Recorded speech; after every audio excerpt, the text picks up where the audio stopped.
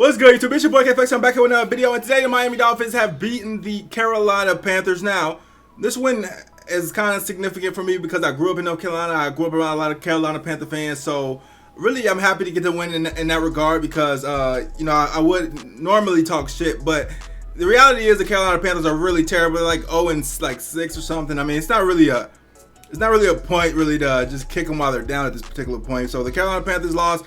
But we did take the W. Now, real quick, people like this video before they even heard it since. Let's get into the video. The Miami Dolphins win, and this was another game that wasn't the most exciting because honestly, like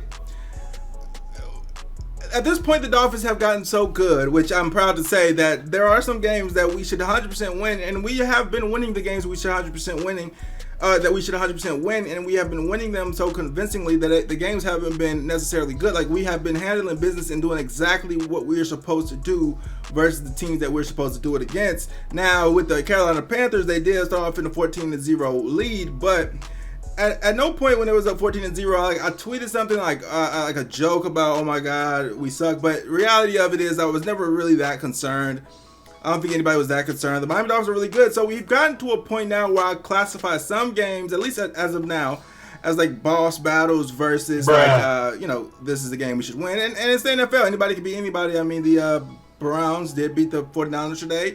I don't know if there was any other big upsets. I guess Houston versus New Orleans. I would have expected Houston to win that, but or New Orleans to win that, and they didn't. But I don't think that was an upset. I don't know what Vegas thought. But again, that was upsets, and obviously you can lose some games. But I'm very confident, especially with how fluid and kind of how unstoppable the offense is, that no matter what, like it's going to be very difficult for a team that isn't better than us to beat us. So when we got to this game and the last game, the Giants game, it was kind of these two games were super not competitive, and they were we did what we were supposed to do.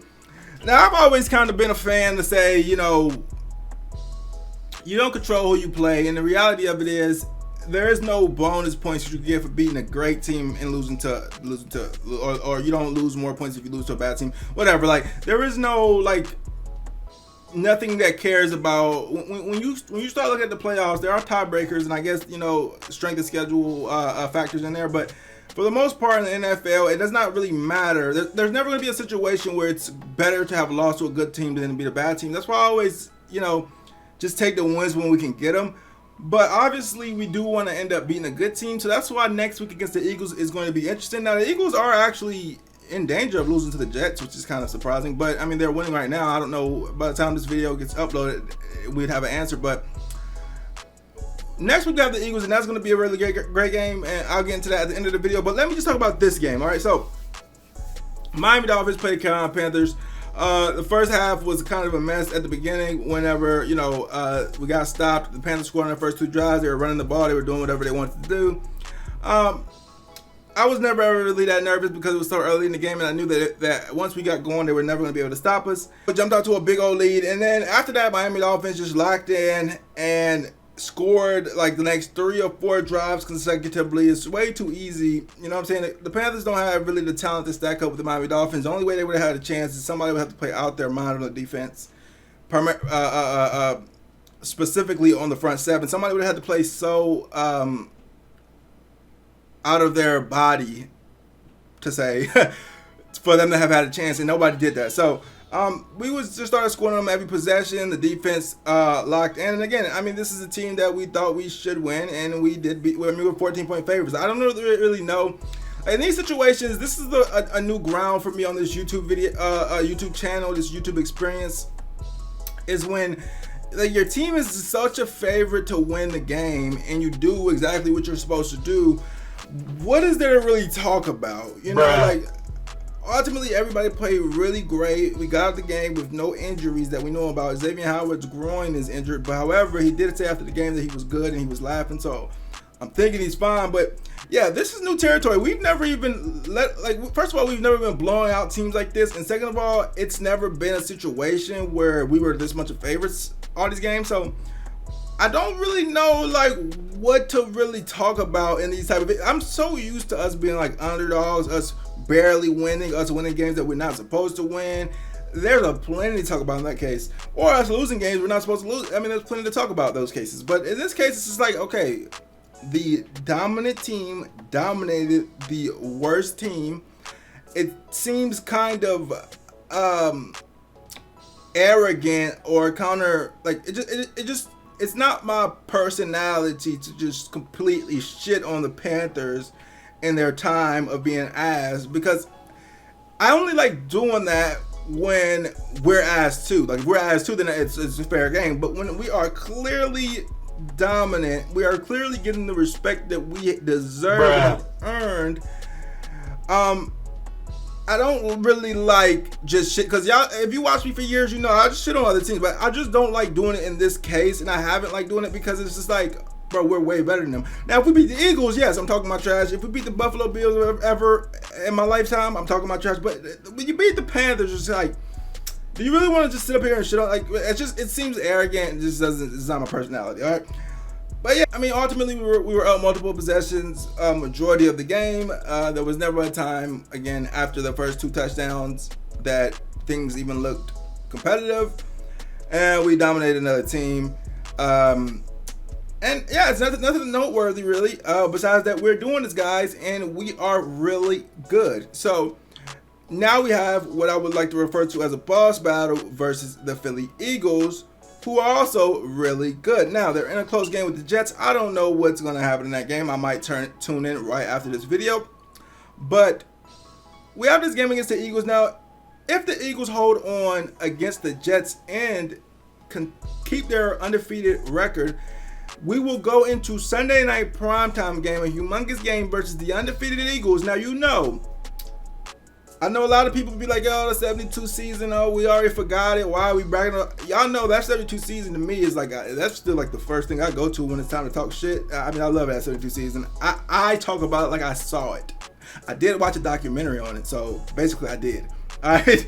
But anyways, the Eagles being undefeated, the 49ers losing today, the Eagles being the last undefeated team, this sets up a pretty good script of saying, you know, the Miami Dolphins are now the team that in prime time could beat the Philly Eagles. You know, the joke that all the announcers like to make when the last undefeated team loses is, oh, the 72 Dolphins are popping bottles. I'm pretty sure that has been debunked. I don't think that's... Well, actually, I'm almost certain that the 72 Dolphins do not pop bottles when the last team loses. All right, but that's a joke. So I think that whole narrative would be a very interesting. So I don't know if the Jets will beat the Philly Eagles now or not, but I doubt it. So if they don't, then that is going to be a very cool narrative going into... next Sunday night's game. All right, so Sunday night, it obviously going to be in prime time. I personally like the 1 o'clock games better just because I can I like watching the game and then just going and relaxing.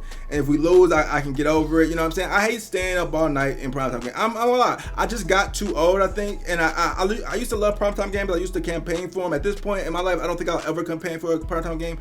Bro, I just get it over with. However it go. You know what I'm saying? So I can make my video. If I'm gonna make a video, I could just cool down if I need to cool down from the game. But like, you know, at night, man, you stay up all night. If your team loses, now you on short sleep tomorrow and you gotta work tomorrow. You know what I'm saying? It's like, I ain't a fan of prime time, but I am happy this game's in prime time. I'm definitely gonna watch it. Okay.